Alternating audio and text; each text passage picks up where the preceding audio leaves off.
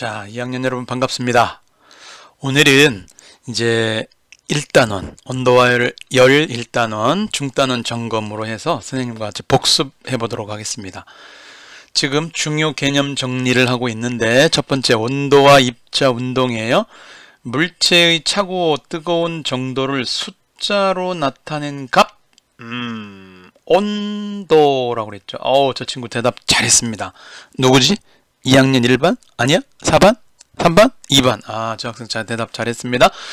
입자의 운동이 활발할수록 온도가 어떻게 될까요? 활발할수록 높고, 입자 운동이 둔하면 온도가 낮다라고 우리가 얘기할 수 있어요. 그러니까 운동으로도 말할 수가 있다. 입자 운동이 활발하면 온도가 높은 거야.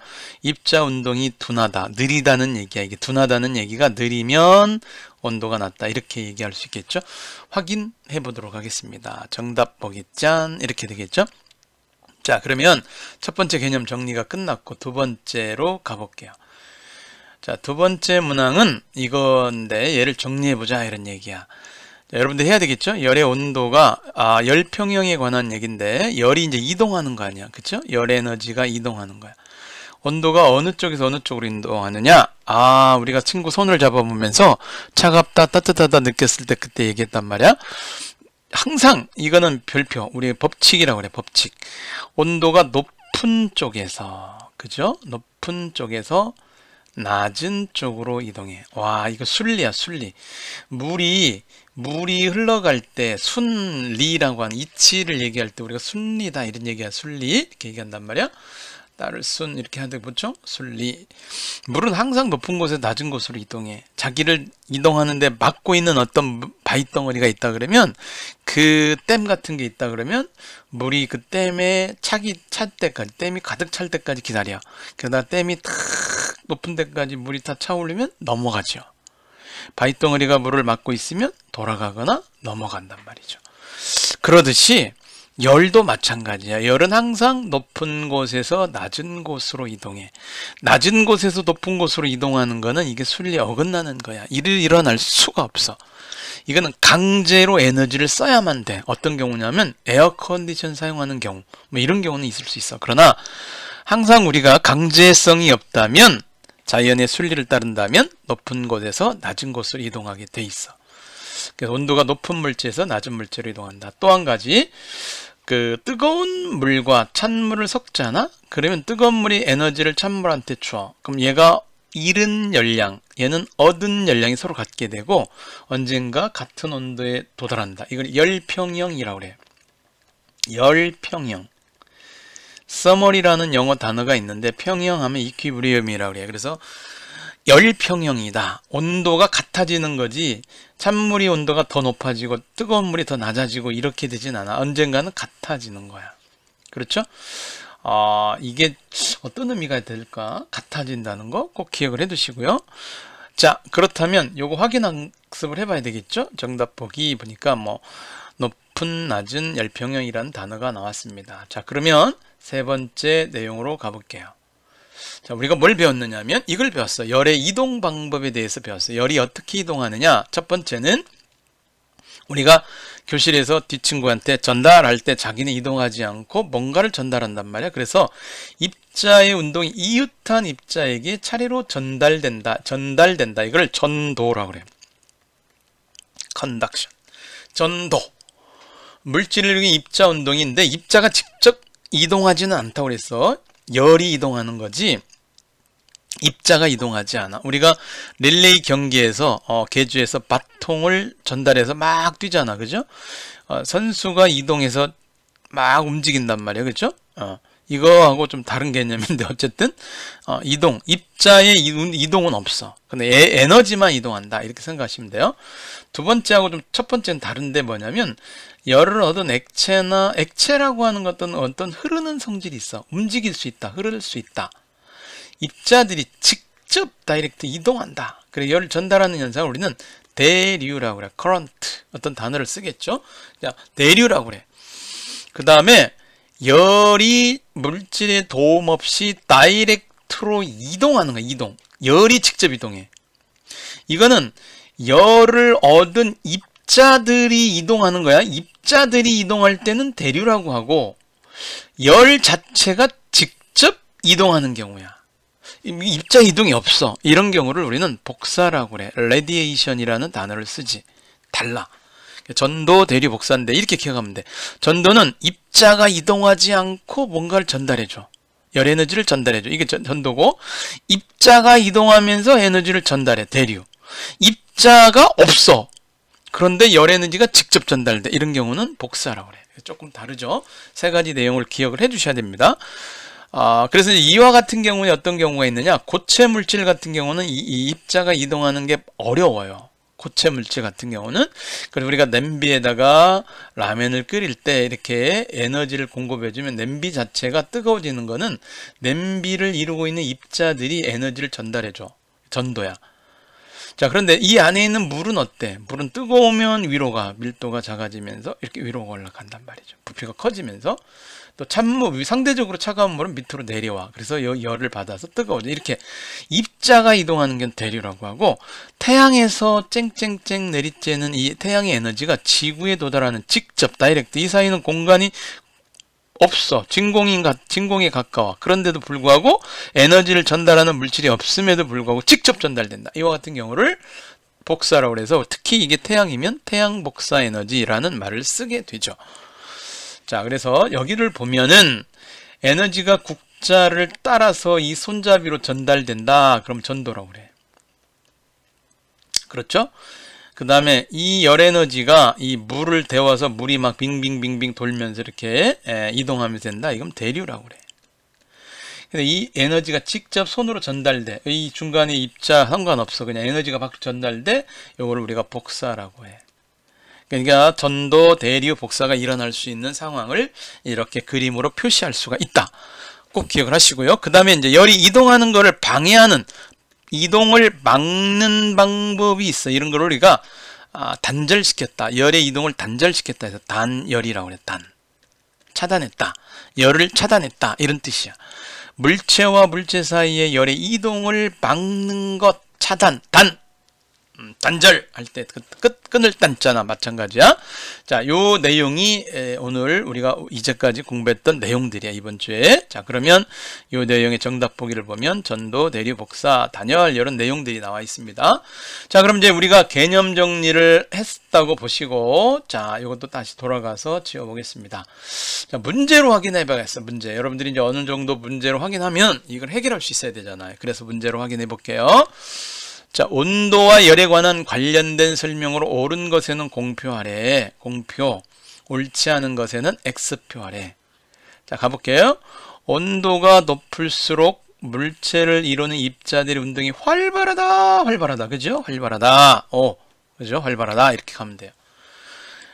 열은 낮은 곳에서 높은 곳으로 이건 순리를 거스리는 거야. 있을 수 없는 일이야. 오히려 높은 곳에서 낮은 곳으로 이동하지. 아니야? 그죠? X야. 자, 온도가 다른 두 물체가 접촉하면 열이 이동이 있어. 같지 않으면, 두 온도가 같지 않으면, 물체 온도가 같지 않으면 높은 데서 낮은 곳으로 이동한다고 나와 있단 말이야. 그러니까 낮은 물체 온도는 당연히 올라가고 높은 물체 온도는 열을 빼앗겨서 내려간다. 이게 맞는 설명이야. 그래서 OXO 이렇게 가야 돼. OXO. 알겠죠? OXO. 이렇게 첫 번째 답을 우리가 확인해 봤고요. 자, 그럼 두 번째 문제 확인해 보도록 하겠습니다. 다시 불기 눌러놓고 가볼게요. 자, 그럼 열의 이동을 화살표로 표시했대. 온도가 다른 네 물체인데 접촉했대. 가만히 보니까 A 쪽으로 열이 간다는 얘기는 A가 온도가 가장 낮은가 봐. 막 B에서도 가고 C에서도 가고 D에서도 가는 거니까 A는 열을 받기만 하잖아. 그러니까 온도가 낮은 놈이야. 제일 낮아. 그럼 D는요, A로도 가고 C로도 가는 거야. 그럼 D는 가장 높다고 볼 수 있어, 지금.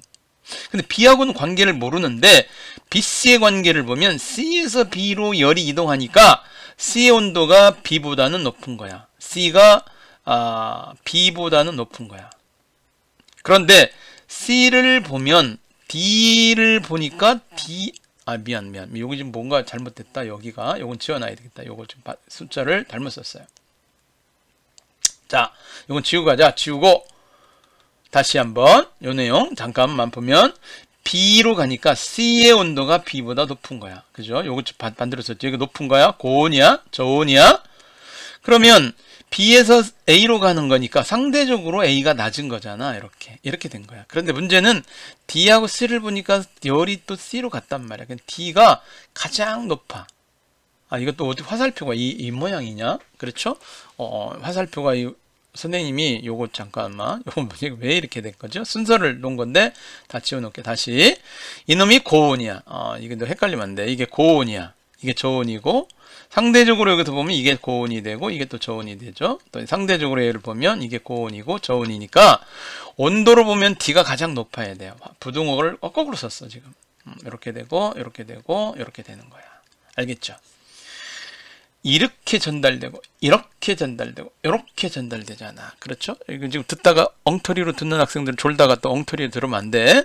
다시 가볼게. 온도가 가장 높은 물체는 당연히 D가 되겠죠. 온도가 가장 낮은 물체는 A가 될 거야. 참고해서 정규어 보시고 확인해 보겠습니다. 자, 요거 순서대로 보면 D, C, B 이렇게 써야 되겠죠. 선생님이 부등호로 막 이상하게 써버리니까 화살표 생각하면 거꾸로 쓰면 안 돼요.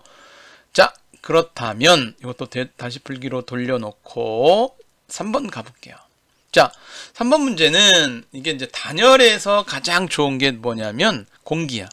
원래 열 전달을 가장 잘 차단하는 거, 열 전달을 잘 막는 거, 막는 것 중에 1빠따가 누구냐? 공기야. 거의 공기가 열 전달을 잘 차단하는데 1등 공신이야. 그래서 보통 우리가 패딩 옷을 입을 때 그 패딩이 뭐냐면 누비옷 같은 게 보면은 그 안에 공기를 잔뜩 머금을 수 있는 장치를 해놓는 거야. 그게 바로 뭐야?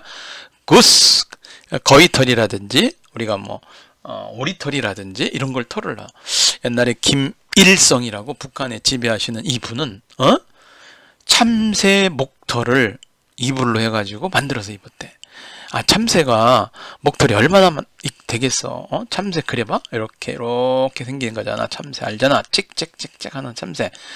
이 참새의 이 목털, 요거 솜털을 가지고 요놈 뽑아가지고 이불을 만들어 쓰셨대. 아, 이 참새 몇만 마리를 죽여야 되는 거야 도대체. 그죠?